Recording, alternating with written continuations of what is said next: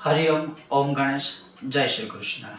एक बार फिर से मैं कर्मकांड बाय आनंद पाठक में आप सभी का हृदयपूर्वक स्वागत करता हूं। और मैं वीडियो शुरू करूं उससे पहले तो मैं अवश्य ये कामना रखता हूं कि होली की साधना आप सबकी बहुत अच्छी रही होगी और बहुत अच्छी रही ही है, क्योंकि जैसे मैंने कहा था कि आप हमारे व्हाट्सएप नंबर पर अपने जो भी अनुभव है या साधना की तस्वीर या वीडियो है वो शेयर कर सकते हो, साझा कर सकते हो। और अनगिनत लोगों ने हमसे वो साझा भी किया है, जो हम अपने व्हाट्सएप नंबर पर स्टोरी के टैब पे स्टोरी में बहुत जल्द अपलोड करेंगे, शायद एक आध दिन में। तो सबसे पहले तो वो है, निजी रूप से मैं किसी को भी होली की शुभकामना नहीं दे पाया, क्योंकि अनुष्ठानों की व्यस्तता बहुत अधिक है।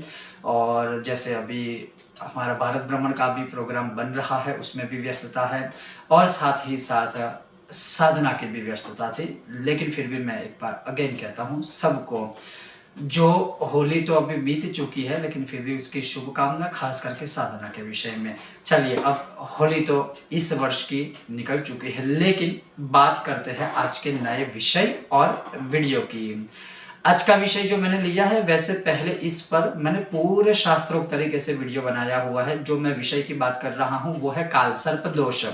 और हमारे मतलब मैं अगर कह सकता हूं कि आप कालसर्प के विषय में जो मैंने शास्त्रोक्त प्रमाण के साथ वीडियो बनाया हुआ है, जिसके लिंक मैं नीचे दे रहा हूं, आप अवश्य कमेंट्स पढ़िएगा।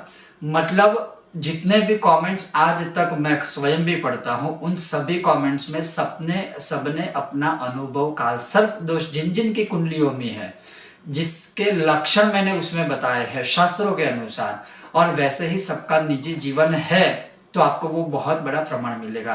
तो उसका निवारण कैसे होता है, मतलब क्या क्या निवारण है, सारी चीजें बताइए। लेकिन फिर भी उस पर मुझे बहुत लोग प्रश्न करते हैं, मुझे मैसेज भी करते हैं कि हमें ये मतलब ये है क्या।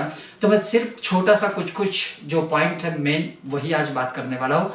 विषय वीडियो पसंद आए तो लाइक कीजिएगा, शेयर कीजिएगा, चैनल पर नए हो तो सब्सक्राइब करके घंटी का आइकन अवश्य दबाइएगा। तो चलिए शुरू करते हैं। सबसे पहले तो कालसर्प जो है, तो जैसे मैंने वीडियो में बताया था कि राहु और केतु के बीच जब सारे ग्रह एकत्रित हो जाते हैं तब उसे कहते हैं कालसर्प दोष। कालसर्प अगर हम तात्विक भाषा में बात करें, वैदांतिक भाषा में बात करें, तो काल माने समय, सर्प माने जो टेढ़ा मेढ़ा चलता हो, और दोष माने उस समय का मतलब मनुष्य की परिस्थिति कि जिसका समय टेढ़ा मेढ़ा चल रहा है, तो वो है कालसर्प दोष। ये है एक तार्किक अर्थ उसे आप बोल सकते हो। तो ऐसे कालसर्प दोष का एक लक्षण आप बोल सकते हो या अर्थ बोल सकते हो। दूसरी बात, अब बात करें जहां तक बाल्यावस्था में कालसर्प दोष का लक्षण, तो बार बार बीमार हो जाना। बाल्यावस्था में मतलब मान लीजिए कि 1 मिनट पहले बच्चा ठीक है और दूसरे ही मिनट पे मतलब अचानक से उसे कुछ हो जाएगा, चिल्ला चिल्ला कर रोएगा, कभी बहुत हंसेगा, कभी बहुत रोएगा। मतलब ये कुछ लक्षण है जो हमारे शास्त्रों में है। उसके बाद जब थोड़ा बड़ा होगा तो मतलब उसको शारीरिक रूप से कहीं ना कहीं चोट अधिक लग जाना। उसके बाद अगर आप आगे देखो तो पढ़ाई में मन ना लगना, या फिर पढ़ाई में होशियार भी होगा तब भी मान लीजिए कि जब परीक्षा होगी या कोई ऐसा इंपॉर्टेंट महत्वपूर्ण विषय होगा एग्जाम के विषय में, तभी ही वह बीमार हो जाएगा। जिद्दी होना, हठी होना, थोड़ा अग्रेसिव मतलब गुस्से वाला होना। फिर युवा अवस्था में जब वो आएंगे तब मतलब नौकरी में समस्याएं पैदा करना, या फिर व्यापार में समस्याएं होना, व्यापार में वृद्धि ना होना, सबसे अनबन रहना। मतलब हर जगह पर देखें तो हर असफलता का ही मतलब स्वाद चखना, एक प्रकार से कहूँ तो युवा अवस्था में भी। फिर अगर व्यापार करते हैं तो व्यापार में नुकसान ही बढ़ना, नुकसान होना। परिवार के सदस्यों के साथ थोड़ी कम अनबन रहना। ऐसा नहीं बोल रहा हूँ कि संपूर्ण रूप से, लेकिन थोड़ी कम अनबन रहना। और ऐसे लोगों को युवा अवस्था में खास करके ये चीज बहुत ही सावधानी रखनी चाहिए कि वो लोग गलत संगत में बहुत जल्दी जा सकते हैं। गलत लोगों की संगत उन्हें जल्दी हो सकती है। तो ये आप थोड़ा ध्यान रखिएगा। अगर युवा अवस्था में आप हो, कालसर्प दोष का निवारण नहीं करवाया है प्रॉपर तरीके से, तो ये अवश्य ध्यान रखिएगा। इसके बाद अगर हम शास्त्रों के अनुसार जैसे बात करें, तो जैसे मैंने कहा कि राहु और केतु के बीच सारे ग्रह जब एक ही साइड आ जाए, एक ही तरफ आ जाए, तब उसे कहा जाता है कालसर्प दोष। और कुछ लोग बहुत प्रकार के दोष, जैसे शास्त्रों में कहते हैं कि 12 प्रकार के काल सर्प दोष है, जैसे कर्कोटक है, कुछ कुछ लोग 9 प्रकार के दोष कहते हैं, लेकिन अगर बात करें तो काल सर्प दोष है और उसका निवारण भी एक ही तरह से है शास्त्रों के अनुसार। हाँ, संकल्प में आप बोल सकते हो कि कर्कोटक काल सर्प दोष या पद्मनाभ XYZ, लेकिन मैं यही कहूंगा कि शास्त्रों के अनुसार काल सर्प दोष जो है उसका मैंने वीडियो बनाया है, उसकी मैं डिस्क्रिप्शन में लिंक दे रहा हूँ, वो प्रॉपर देखिएगा।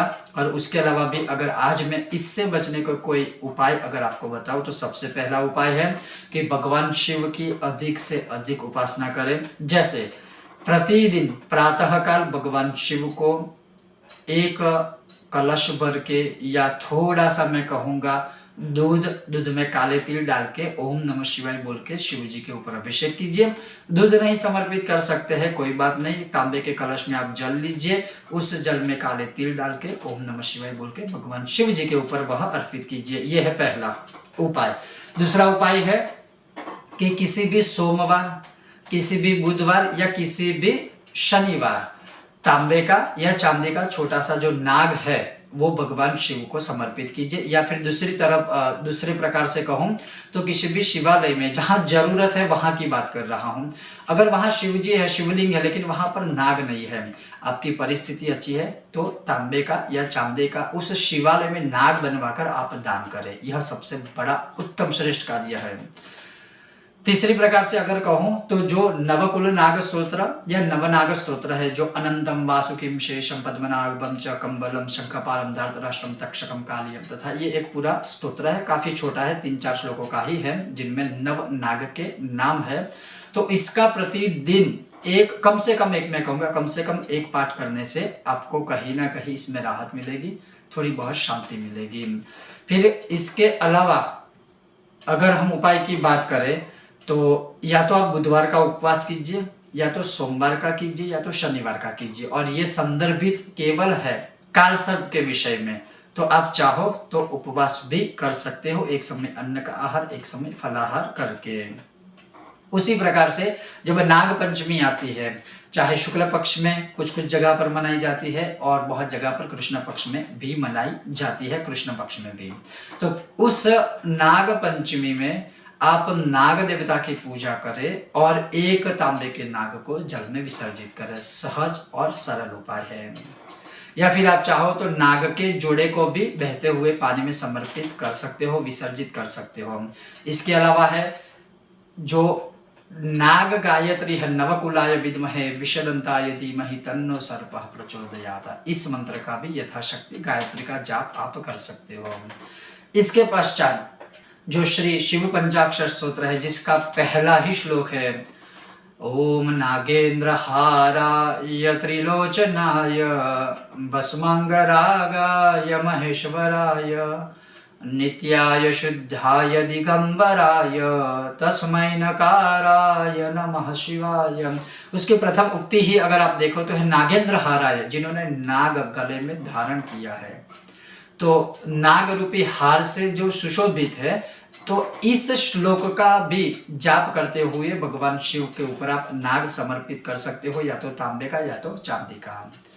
यह है एक सरल से उपाय। उसके अलावा अगर हम बात करें कि बहुत पीड़ित हो आप इस दोष की वजह से, क्योंकि इस दोष में भी एक ही प्रकार के लक्षण नहीं होते हैं, क्योंकि हर एक की कुंडली में अलग अलग स्थान पर राहु और केतु की दशा को देखकर फिर तय किया जाता है उसका जीवन।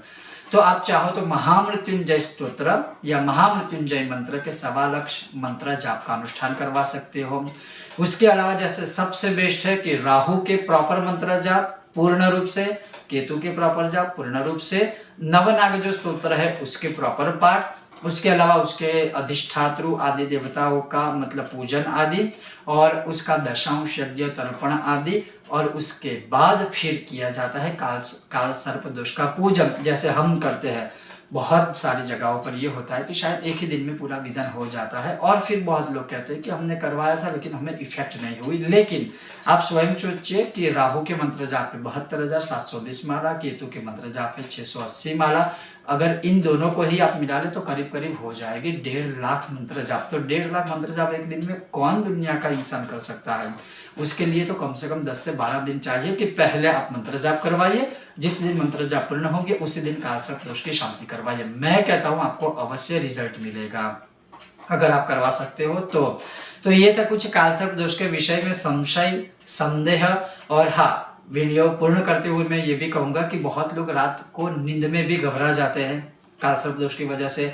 बहुत लोगों को रात को मतलब बुरे बुरे सपने आते हैं कालसर्प दोष की वजह से। और ऐसे लोग अगर देखे, मैं जनरलाइज नहीं कर रहा हूँ, लेकिन अधिकतर कालसर्प दोष वाले जितने भी है ना, वो पानी से बहुत डरते होंगे। जहरीले जो मतलब प्राणी हो गए उससे काफी डरते होंगे। ये कालसर्प दोष का लक्षण है। मैं जनरलाइज नहीं कहता हूँ, लेकिन 100 में से मान लीजिए 90 लोगों को ये लक्षण होता ही है। तो ये था आज का एक संक्षिप्त विषय वीडियो। आपको यह विषय वीडियो कैसा लगा मुझे बताइएगा, और अगर आपको यह विषय वीडियो पसंद आया तो बिना भूले लाइक कीजिए, अधिक से अधिक शेयर कीजिए। चैनल पर नए हो सब्सक्राइब करके घंटे का आइकन अवश्य दबाइएगा। बहुत जल्द मिलते हैं नए विषय और वीडियो के साथ। तब तक देखते रहिए कर्मकांड बाय आनंद पाठक। ओम गणेश, जय श्री कृष्ण, हर हर महादेव।